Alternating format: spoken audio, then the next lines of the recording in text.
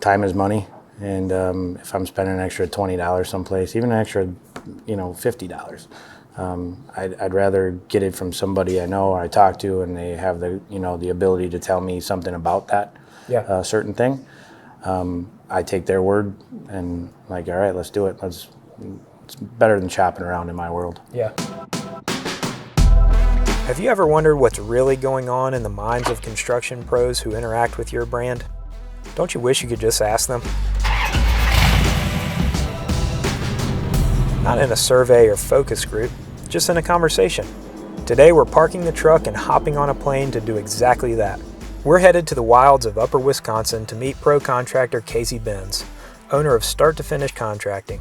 In a place where summer is synonymous with hunting, fishing, and log cabin living, Casey builds and renovates the gorgeous homes and vacation rentals that Wisconsin Rapids is known for. A true man about town, Casey is also the owner of a beloved local watering hole, Hoozles, which he personally renovated from floor to ceiling.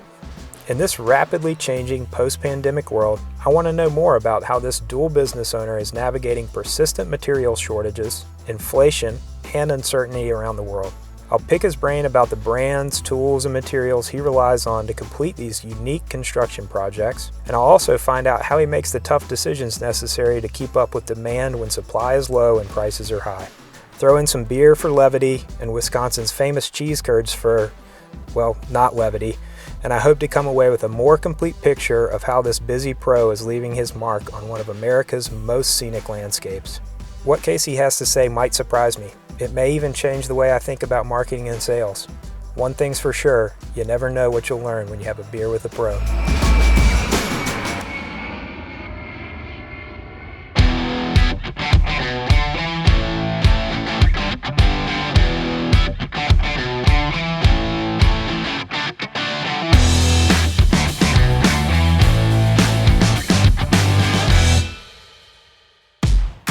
There's nothing quite like summer in Wisconsin Rapids, so let's go meet Casey and see what he's been up to this season.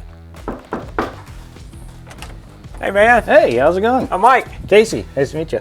Yeah, looking forward to hanging out today. Yeah, definitely. Come on in.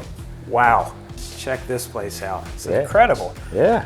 So what all did you do on this project? Everything from the concrete to the roofs. We've done, we started out the porch and entryway to master bedroom, kitchens, bathroom, flooring, doors, windows, you name it. Amazing project. So let's take a little bit of a look around. Yeah, come on in. This is all new that we're walking into right now. This wall was a wall of windows, door, a patio door actually, so that was just the main little cabin. And what we're walking through now is all added on space, usable space that they wanted to make their own. Wow. Yeah, so went from a pretty small lake cabin to what, double the square footage? Little over double the square footage, but it turned out nice. We like this project. Yeah, I'll say this is an incredible master. You got a big chandelier, view out towards the lake, little seating area out here. You guys really did it all for them. So was this a vacation spot for them originally? It was just a part-time home for them, and then they decided to move to the Northwoods and retire and make it their full-time home. So they needed more space, and we gave it to them. You did a lot more downstairs, outside? Yeah, downstairs, outside. The whole downstairs we remodeled. So Casey, how'd you get into this business? I've been a hands-on guy pretty much my whole life, ever since I was a kid. My dad would buy tools just for me to do projects around the house. When was the decision to start your own thing and call it a business, from projects with your dad early on to what you're doing today? Pretty much was no choice. I kind of do my own thing. I didn't, maybe you could say I didn't take direction very well from other people. And I wanted to do it my way, or learn how to do it my way. So I knew pretty much right out of high school that I was going to be my own boss. So did you start the business right out of high school?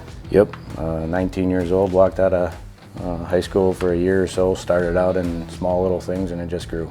Casey, I really loved looking around this project. Absolutely outstanding work. We got the view of the lake out here. Why don't we go grab a beer and take a look at another project you did? Sounds good.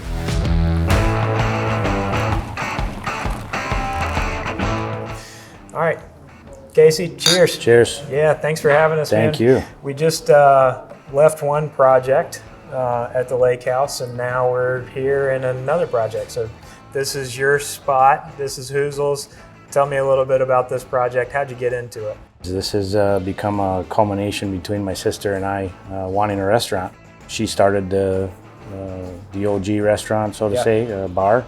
And I kind of took a break from construction a little bit, remodeled this place and made a restaurant, bar and grill. So it was a good time. Yeah, and true to your nature, you kind of gutted the place. It did not look like this when you walked in the first day, and probably took it down to the studs and redid a lot of stuff, and it looks amazing in here. Thank you. Thank you. Appreciate it. Yeah, we pretty much tore the floor up and redid everything. So what you see is a 9-month project on the inside here, basement to the ceiling.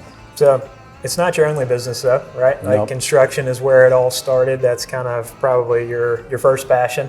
Yep. How's business been on that side of things?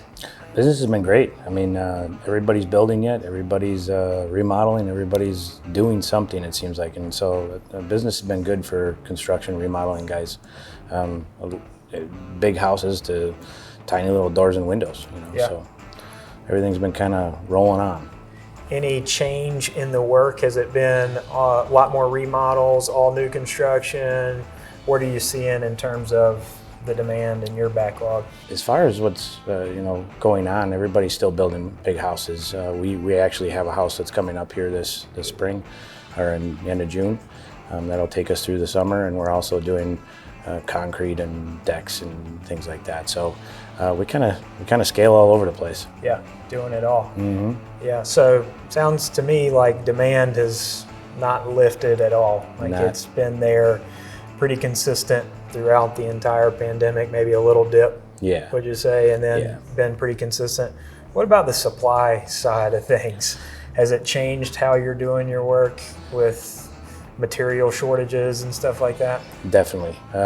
So we have, at any given time, we probably have anywhere between 4 to 6 jobs going on at once, just because, we start something and then have to order materials and wait for it. So then we kind of finish up there or leave it limbo and then go to the next one and start that one and order those materials and go to the next one and so on. So yeah, it's definitely made a scheduling nightmare for people like me, but we're getting it done. We got a good crew behind me that takes care of everything. So yeah, I mean, we just keep on rolling. Yeah. And is that changed from how you used to do things, say pre-pandemic? Has that changed? Like, that's a pretty big shift for you. Yeah, definitely. You used to be able to order a door or a window and get it in a week or two. Yep. Now we're out 2-3 months. So you kind of have to plan around that stuff, where it used to stay on one project or maybe 2, you'd have rolling, and then you go on to the next one. But definitely has been a challenge to get stuff. Has it hurt your profitability? Like, how has that changed your business and how you're running your business? I got to be a little more conscious as far as area, because obviously, as we know, fuel prices aren't the cheapest. So I try to keep everything relative, make 1 trip versus 7. So as much as I can keep everything grouped together, the better off we are. So that's affected us too. And just moving all the equipment. I mean, that's a time, it takes time, So when you do move from 4 or 5, 6 jobs, you're moving a bunch of pieces. Try to schedule that as well. So you got to keep that in the back of your mind to what's going where. How is that adaptation? Have you seen things that have helped you along the way, or have there been new services, technologies, companies that you work with that have been like particularly helpful that kind of come to mind? Like, okay, well, I'm, for example, buying my stuff and having it shipped to the job site more often than I used to, or anything along those lines. Yes, I mean, you're always looking for a way to make things faster, right? You're always looking at things to speed up your process of whatever you're doing. Again, that's a learnable thing that you have to adapt and overcome. But the technologies of things. We're looking at things that are getting more batteries and no cords. We're saving time unrolling cords. You're not worrying about things. You can kind of go and jump on a roof without a air hose, right? Sure. So by all means, we're looking for stuff that makes us get the job done quicker, more efficient. Durability. I mean, that's all the things that I would love to, that I like to put into, what we're using when we're doing jobs. Yeah. I want to talk next about kind of where you're getting everything for projects. Sure. So the retailers that you do business with kind of in your area and then outside of your area. So are you kind of, you're planning a lot. Mm-hmm. Are you going into the store, into your, local Depot or Menards or local hardware store pretty frequently? Are you at a point now where you're planning out a project so far in advance that it's rare that you're having to do those fill-in trips? Yeah, so everything's planned out, like you said. I have a pretty good relationship with my lumber yard. I'm a kind of local guy, Yeah. Use as much as I can local. One, because he comes, to the Sure. bar and I go to his lumber yard or whatever. But you also have to have that communication that you just know. You can call somebody and say, this is what I got, give them some dimensions, give them this or that, and they send you what you need. So that cuts down a lot of my travel. Yeah. So having somebody on the flip side of that phone, understanding what I'm telling them, even though my stick figure stuff doesn't really look right to him. Yeah. But we get it to figure out. But there's always that necessity for the big box too. I mean, we have a local Home Depot, we got Menards and Lowe's, everything right around the corner from here, not too far away. So if you need something in a hurry, parts and pieces or tools or something that some of our local places don't have on the shelf, we definitely take the time and run over there and grab stuff. It's a little more planned out nowadays, but make a list, go once, don't Not any going kind 4 of plumbing times in a day. Yeah, plumbing projects you're always running 7 times and whatever. It's just the way it works. Yeah. But yeah, so they all have their purpose. Does that mean that you're shopping around a lot? Like, are you going to a lot of different places? I'm not. Time is money, and if I'm spending an extra $20 someplace, even an extra, $50, I'd rather get it from somebody I know or I talk to, and they have the ability to tell me something about that certain thing. I take their word and like, all right, let's do it. It's better than shopping around in my world. Yeah. So you've established this, right? You've been doing it for a couple of years now. You know what you like, what you don't like. How do retailers or lumber yards, how does anybody earn your business? How do they get you to walk in the door where maybe you haven't before? Well, as far as lumber yards and things, there's several places around, and they come around and see you. I mean, they come to job sites, so they'll be driving by, or the delivery guys will say, hey, we don't have this guy buying from us. You should send somebody out and talk to him. And I'm a very, I talk to somebody and you either click or you don't, so you got to have those conversations, and I meet up with people all the time, have meetings and learn new things and go to these little seminars and learn about the new products. It says a lot about a person that if you click with somebody, you're gonna try to keep moving forward with that person and build a relationship.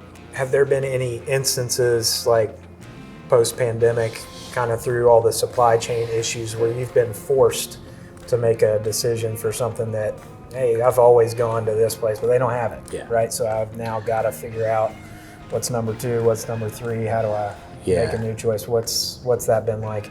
Definitely. I mean, it's not a decision you like to make, but I think we're all at an understanding now. It's like you have to do what you have to do. Yeah.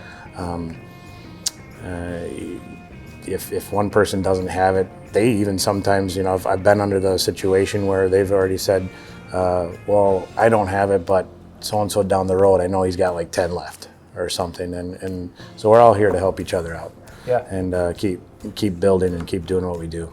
So it's been a situation. So what's kind of, how do you prioritize making that decision? What's the most, when you're forced to make a decision, does it come down to price, convenience, speed, just, hey, they've got it in stock? Yeah, definitely. It's definitely a time frame thing for me. If we're working on something and usually someone always has it and then all of a sudden it doesn't. Price really, again, we're in this point in time with this whole world right now where we all understand things are shorted and things are not coming around as quick. To finish the job, you got to do what you have to do. So sometimes it's a hard decision to make, to say, oh, sorry, I'm going to go down the street, but everybody understands. Yeah. So you mentioned price, and kind of the chaos of today's world, right? We're all experiencing it. Everybody's aware of it. Everybody talks about inflation every day, all day, it seems like. How is that impacting your relationship with your clients? So how do you handle that with people that you've been doing business with for years that are maybe coming back to you for their third or fourth project? Sure. Honesty is first key, it's and be upfront. Everything. Yeah. Some of my estimates go out and say, I can't give you a price. I could give you a price today, but it's going to change tomorrow. So this is what I can do right now, and I'll do my best to keep you informed of what materials are doing, or if something changes, or as we order it. I mean, that's all you can do. You just got to keep everybody informed, because again, everybody should know what we're living in right now, and you get some understanding, and for the most part, it's been pretty fluid. How is things like, or I guess, have there been any specific things that you're keeping an eye on in your business, whether it's fuel charges, lumber, consumables, fasteners? What are there any things that you kind of monitor to feel like, okay, well, it's going up, it's coming down? Definitely lumber first and foremost. Everybody, any kind of project that I'm up against, I'm either looking at one of those 6 projects that I'm doing, and I say, okay, I'm going to need 12 sheets of OSB over here, but I'm doing this one right now, it needs 2 sheets. Well, I'm going to order 14 sheets OSB, and then I know I have that, because next week it might be a little different. And it could be the other way too. I mean, honestly, we've had that where I've paid whatever for it and XYZ, and I'm like, oh, well, that is what it is. The fuel is always, there's other handful of stuff. I mean, everything's changing. So I know it's kind of a dead horse here, but everything has got to be scheduled out, and everybody's got to be looked at, and every price, as you quote, they'll tell you it's only good for a week. So you just do what you have to do.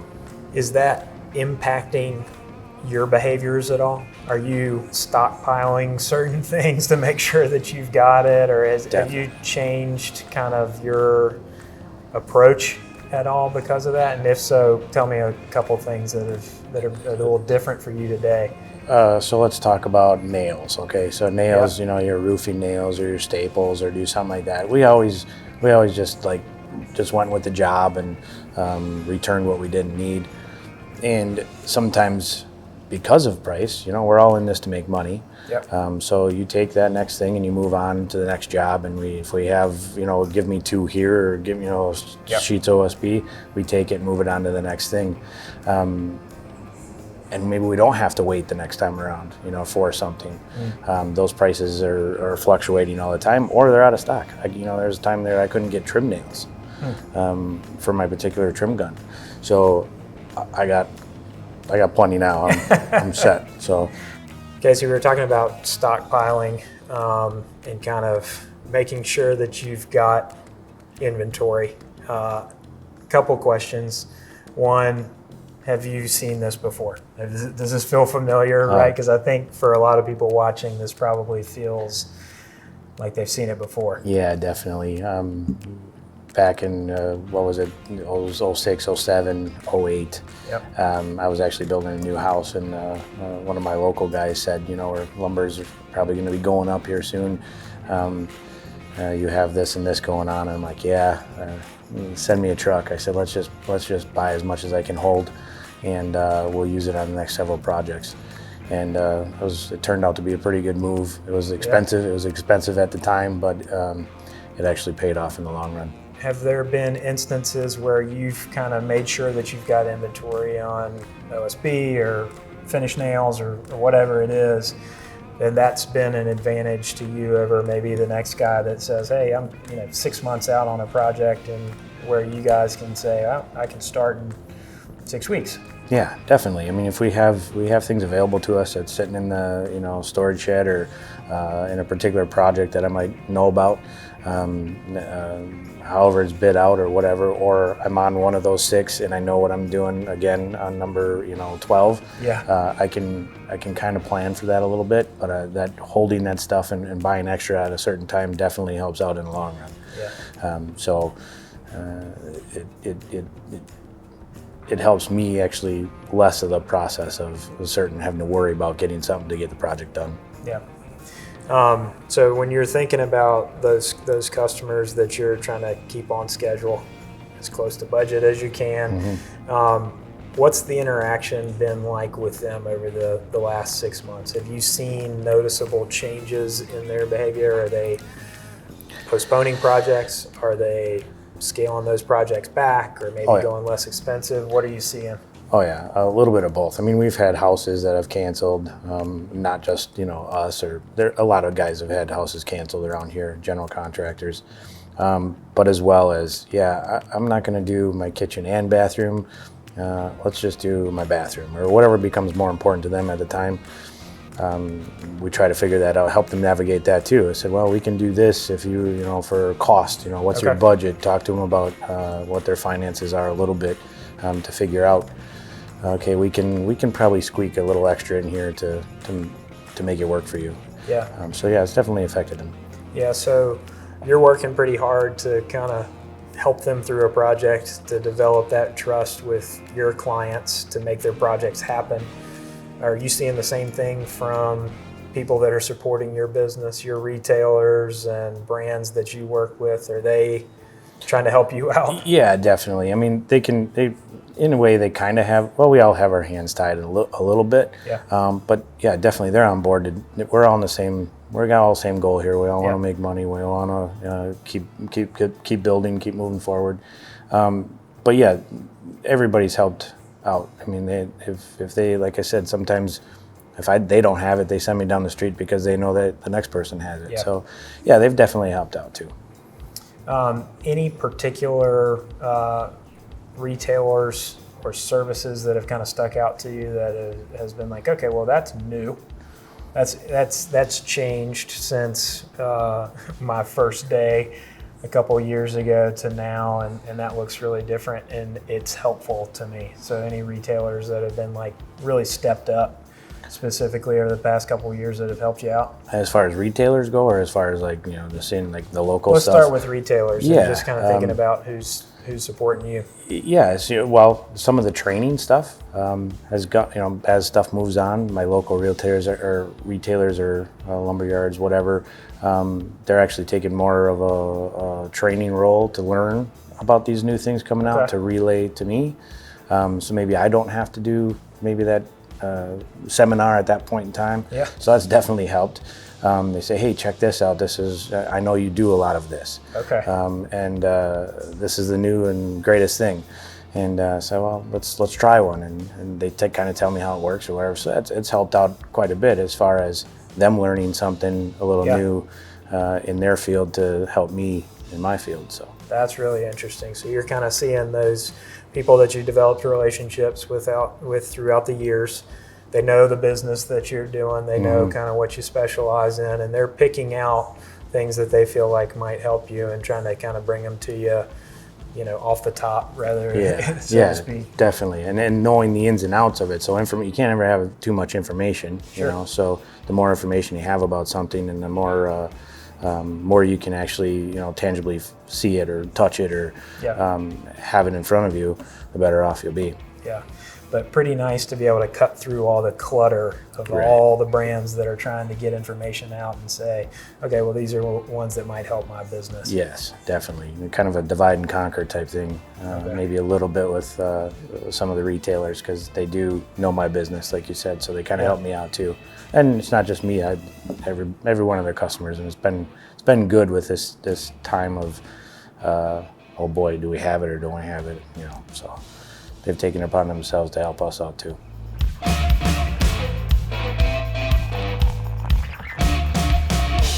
All right, so new beers, cheers again. Perfect. Cheers. I think everybody kind of naturally goes to, are they blue? Are they green? Yeah. Are they red? Are they yellow? And they go to their power tools and they think of like, okay, well, this is kind of how I associate myself a little bit. Sure. Are there other tools in your bag or in your truck that you know you can rely on? Brands that have always been there. It doesn't have to be a tool, Yeah. right? It could Yeah. be a fastener that you're like, I always get this fastener. Yeah, I mean, some of the big brand stores, Craftsman, I got a lot of their tools. The exchange programs that they have now, you know, things like ratchets and things like that. Something goes wrong, you can walk in the store, grab a new one, and take it and go. So there's always those hand tools. Husky's come a long way as far as Home Depot goes. Craftsman, like I said. Stanley, you know, just in tape measures. We're a Stanley family that Fat Max, and we just buy packs of them at a time and keep using them. So Yeah.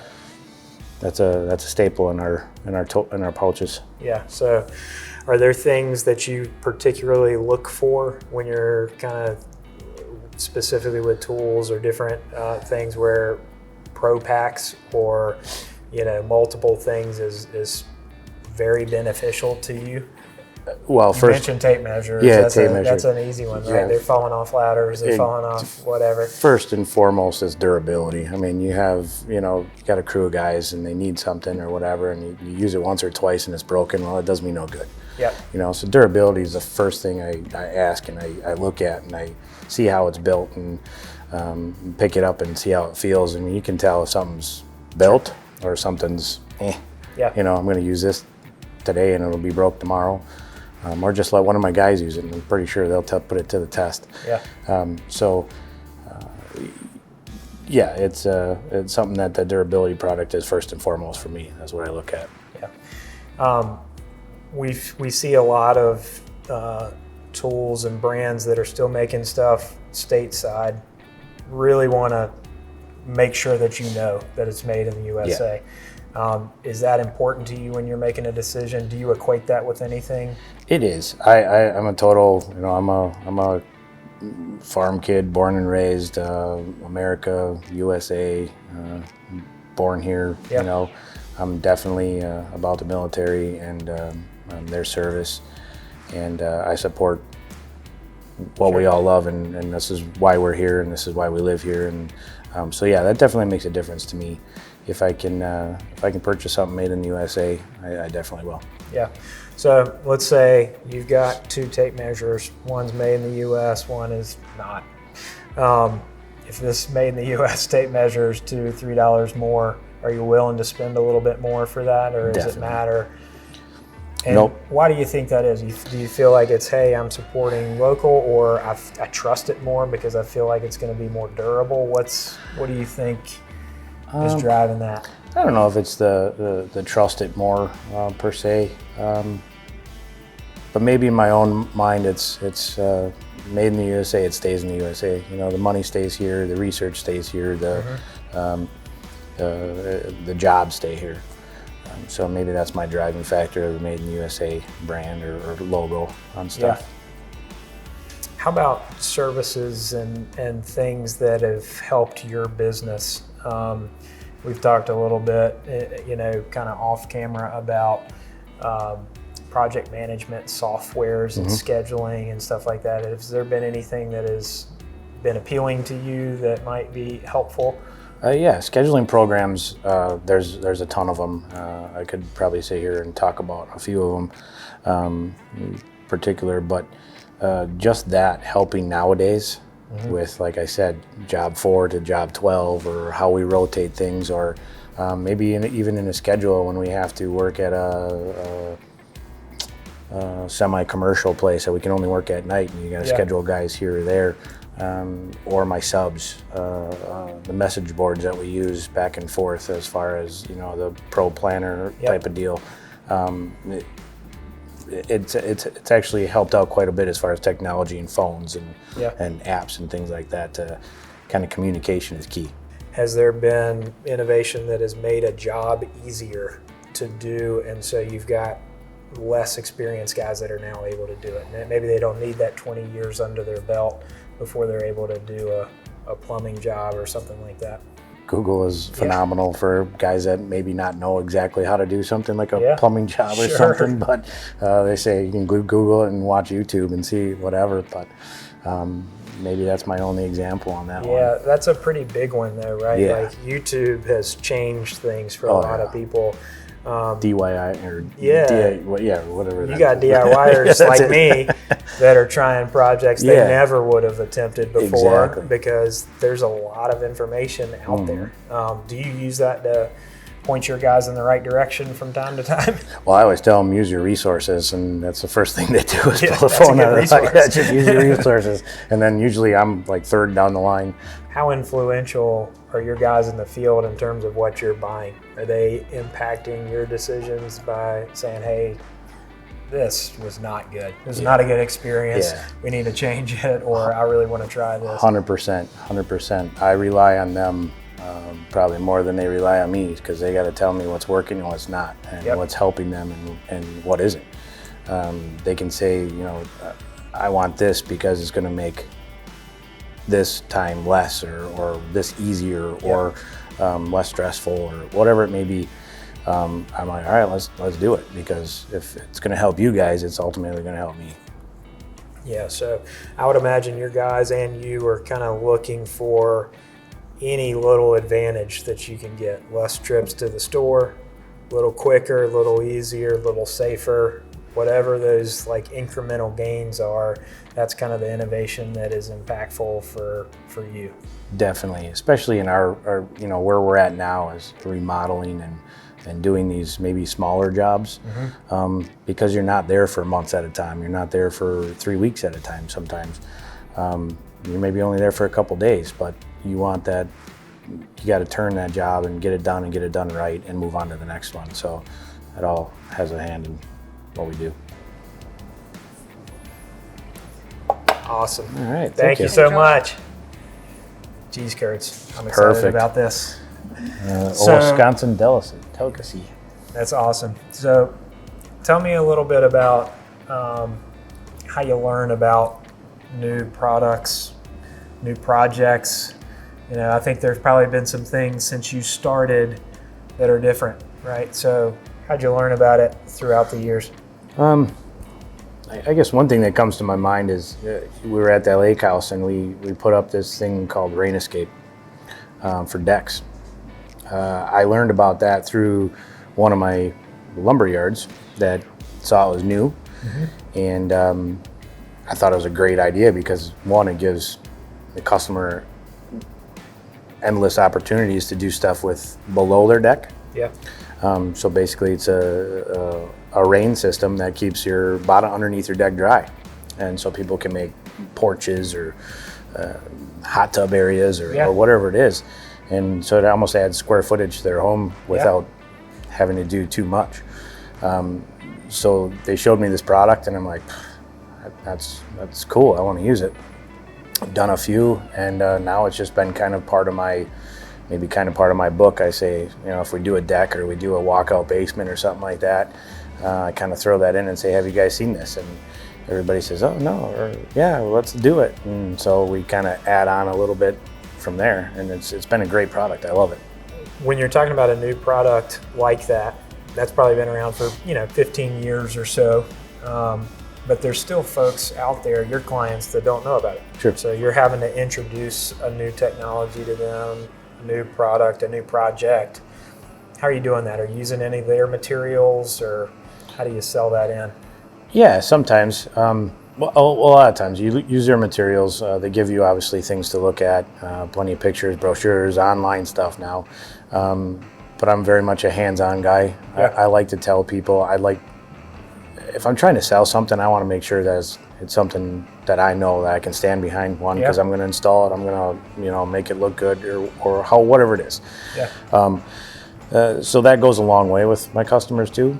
Just because they know I'm not going to try to sell them something that I don't nothing. I don't know anything about. You know, I want to be on the front edge of what that is that I'm trying to sell them, and know that it's going to do what it's supposed to do. So, some of their materials, they can do some of their own research that you get from the manufacturer. To just me saying, yeah, I've used that several times. I love it. This is what you should do. Yeah. Another thing that I want to talk to you a little bit about is price, because we've seen it everywhere. Prices going up, right? Cheese curds are more expensive, beer's more expensive, gas is more expensive. Everything seems to be going up. Are you seeing that kind of across the board with all the brands and retailers that you're working with? Any that you feel like, wow, that's more than I expected? Yeah, I mean, everything has gone up. We deal it with both at the construction level and at the bar restaurant level. Everything's going up. I haven't really come across too much that has been saying, "Oh my God, I'm not going to do that. That's ridiculous." And maybe it's just because of where I'm at right now. Because I said it, price isn't always a factor for me at this point. As long as it's serving its purpose and is doing what it's supposed to do, and it's a durable product or what have you. I think everything's been somewhat reasonable. I mean, we can all argue the fact that what we think is reasonable, right? Yeah. But I haven't gone, oh my gosh, I'm not doing that, and change to something else. Not yet. Have there been any products or categories where it's impacted your decision on what you buy? So, meaning usually I buy top of the line, most expensive, one in that price. I'm actually going to take it one step down and kind of buy that middle tier. Well, yeah, kind of. I'll just throw an example out there. Sawzall blade. Yeah. I used to always buy, top of the line Sawzall blade. I'm not saying that they're necessarily gouging anything, but I can buy maybe 6 for the price of 1 and something else that might be a little lesser. Yeah. And and get 6 more uses out of it. Sometimes you can, sometimes you can't, depending on what you're doing. That's kind of an example, I guess, what I would use. But then there's also that time where I'm like, no, I need this, and it doesn't matter what it is.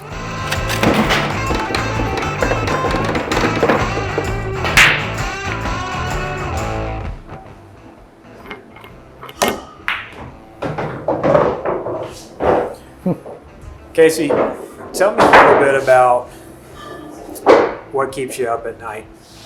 It is kind of a scary time. I mean, Yeah. it's a scary period. I mean, not only am I a contractor, business owner, a bar, restaurant. I mean, there's a lot of things that's keeping me up at night. Yeah.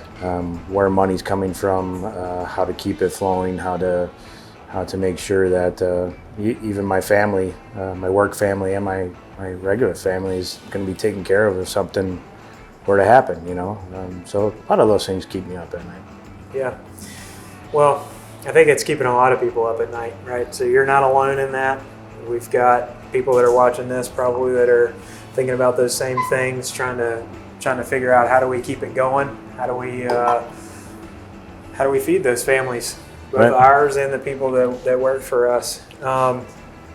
Thinking about kind of planning, if a pretty bad recession does hit, what are you thinking about? Like, what are the actions that you'll take? What are the things that you're planning that might be behaviors that you exhibit? Sure. I've already kind of started planning for that. I mean, everything leading up, like we've discussed, we've gone through this kind of a little bit before. Yeah. I've already started kind of putting things away, putting things into maybe in line for the future, spending my money a little more wisely, doing some of those things, about doing maybe a little stockpiling, making sure we're good, maybe being able to use it and be a little more, responsible in the future, and simply just having a cushion to fall back on. That being said, I own a bar and a construction company, and all of that is come with cost. The planning part of it is huge, whether it's from getting a guy to job site, or what am I going to do next year if something goes wrong, right? Yeah. So making sure my ducks are in a row and my T's are crossed financially, and if I can survive and just make it to the next step, is always on the forefront of my brain. Yeah. Keep moving forward, even if it's a crawl. We've still got to keep moving forward. I've got one last question for you. Oh boy. Thanks for having us. Thanks for not beating me up too bad on the pool table. Thanks for the cheese curds. But one last question for you. If you could directly say whatever's on your mind to those brands and retailers, tool companies, everybody that is supporting your business, what would you tell them? Again, I'm all about durability. If I'm spending the money, I want it to last. Maybe if it doesn't last, maybe a warranty. Maybe the stand behind your product warranty would be good. Yeah. Which I think a lot of people do, but the durability is huge for me. Yeah. We can keep going down the line as far as what that is, price and whatever, but as I reiterated, price isn't always everything when you got something that you spend good money for and you use it every day and it keeps working for you, and then finally when it's time to upgrade, you can upgrade to the next best thing. Yeah. So that would be my go-to. My guys use the heck out of everything and use it like they didn't buy it. So Yeah. So I want it to be durable. Yeah. Well, cheers, man. Thank you so much for having us. It's been an absolute pleasure. Loved checking out the lake house, and Definitely. Oozles has been a joy. Great. I appreciate you coming. I loved it. Great conversation. Yeah, thanks. Thanks a lot. As I leave America's Dairyland full of new retail insights and cheese, I'm struck by something. For all the sleep those of us in retail and manufacturing have lost over inflation, shortages, and global politics, the world is far from ending in Upper Wisconsin. People still want their lake cabins and friendly neighborhood bars, and the pros who can deliver on those things are still thriving. Pros like Casey have gotten creative when it comes to managing soaring costs, long lead times, and out-of-stock materials. If anything, he is looking for brands and retailers that can keep up. Navigating rough economic waters has bumped durability to the top of his list of considerations when he makes a purchase. It's also the point on which he seems the most willing to be persuaded to try new tools. Brands that understand Casey's role as a salesman are in the best position to anticipate his needs and solve his problems. He wants tools that last, from brands that are committed to helping him keep his promises to his clients. He's also loyal to the retailers who take the initiative to selectively stock the products he relies on most. Learning has changed, but trust hasn't. Casey is committed to being a true partner to his clients in a world of scarcity and uncertainty, and he wants the same for manufacturers and retailers. Value his time and investment and help him maintain his reputation as the go-to contractor in his region, and you'll win Casey's business. Until next time, stay relentlessly curious and remember that the best information about how your prime prospect interacts with your brand often comes right from the source. We'll keep solving our biggest marketing mysteries, one beer at a time.